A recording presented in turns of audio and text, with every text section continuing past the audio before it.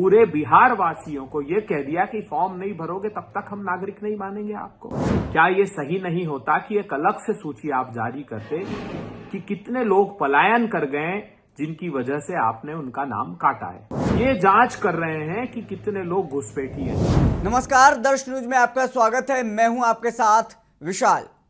बिहार में एसआईआर हुआ। एसआईआर को लेकर पूरा बिहार में बवाल देखने को मिला और चाहे कांग्रेस हो, राजद हो, भाकपा माले हो, तमाम पार्टियों ने इसको लेकर के विरोध किया और जो चुनाव आयोग की तरफ से 65 लाख लोगों के नाम काटे गए थे उसको लेकर के मामला सुप्रीम कोर्ट पहुंचा है। और अब देखिए, निर्वाचन आयोग ने आखिरी यानी अंतिम मतदाता सूची का जो प्रकाशन है वो जारी कर दिया है। और इस पर कांग्रेस अब कह रही है कि जिस तरीके से लगातार चुनाव आयोग ये कहते हुए बिहार में एसआईआर शुरू किया, यानी कि स्पेशल इंटेंसिव रिवीजन शुरू किया कि बिहार में घुसपैठियों की संख्या बढ़ गई है, घुसपैठियां हैं। और जब अंतिम प्रकाशन आया तो किसी घुसपैठिया का नाम नज़र नहीं आया। इसको लेकर कांग्रेस चुनाव आयोग को आड़े हाथ लेते नजर आ रही है। साफ तौर पर बिहार में जिस तरीके से एसआईआर का पूरा मामला हुआ, सत्ता पक्ष विपक्ष दोनों आमने सामने हुए, मामला सुप्रीम कोर्ट तक पहुंचा और निर्वाचन आयोग मुख्य कटघरे में खड़े रहे।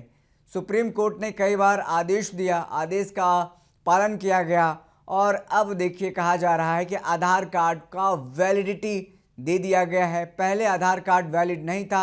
आधार कार्ड जो 11 डॉक्यूमेंट मांगे गए थे उसमें आधार कार्ड नहीं था, अब आधार कार्ड जोड़ दिया गया है। कांग्रेस का कहना है जब बिहार में एसआईआर शुरू हुआ था तो कहा गया था कि बिहार में घुसपैठिए बढ़ गए हैं, इसीलिए रिवीजन करना जरूरी है। कांग्रेस नेता अभय दुबे क्या कुछ कह रहे हैं इस पूरे मामले को लेकर के, सबसे पहले उसका बयान सुनिए।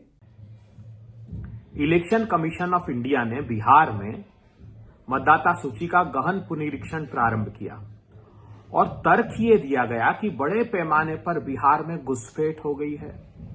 बांग्लादेश से, पाकिस्तान से, पड़ोसी मुल्कों से बहुत सारे घुसपैठी आ गए। प्रधानमंत्री जी ने भी अपने भाषण में बार बार ये बात कही।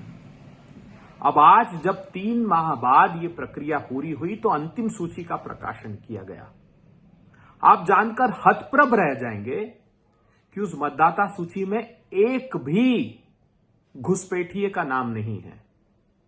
अर्थात बिहार को और देश को सांप्रदायिक उन्माद की आग में ये लोग झोंकना चाहते थे।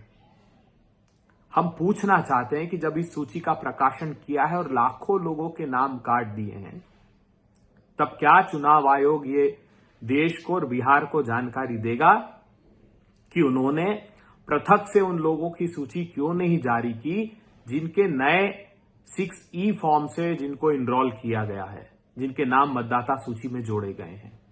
लाखों की संख्या में आपने बताया, तो उम्र के साथ एक सूची दे देते या ये बताते कि कितने लोग हैं ऐसे जो सूची में नाम काटे गए, उन्हीं को फिर से आपने जोड़ दिया और बता दिया कि 21 लाख से अधिक हमने नए मतदाता जोड़े हैं। क्या यह बात सच है कि बहुत बड़ी संख्या में पुरुषों की अपेक्षा महिलाओं के नाम काटे गए हैं? क्या यह सही नहीं होता कि एक अलग से सूची आप जारी करते कि कितने लोग पलायन कर गए जिनकी वजह से आपने उनका नाम काटा है, कितने लोगों की मृत्यु हुई है, यह भी एक पृथक से सूची जारी करते? क्या उनके मृत्यु प्रमाण पत्र की तस्दीक की गई? क्या बिहार सरकार से आपने कोई इस बात को सर्टिफाई कराया कि ये लोग मर गए, या ये सिर्फ अनुश्रुत है, या ये सिर्फ किसी से पूछकर लिख दिया गया है? अगर एक भी घुसपैठिया नहीं है तो फिर इतनी जटिल प्रक्रिया क्यों बनाई?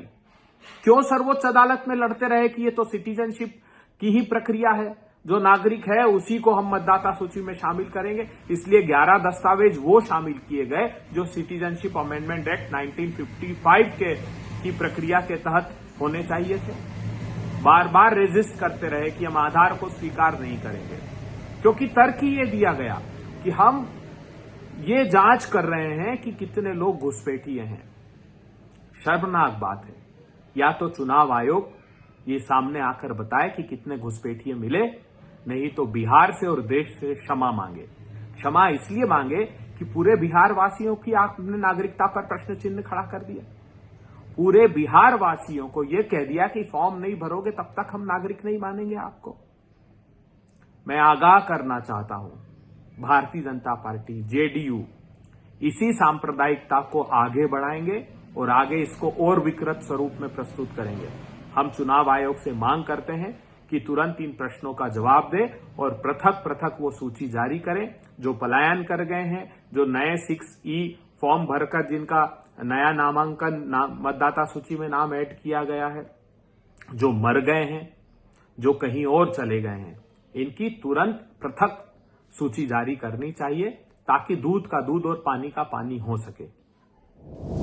तो आपने कांग्रेस नेता अभय दुबे को सुना, जिस तरीके से बिहार में एसआईआर हुआ और चुनाव आयोग ने अंतिम प्रकाशन जारी कर दिया है मतदाता सूची को लेकर के।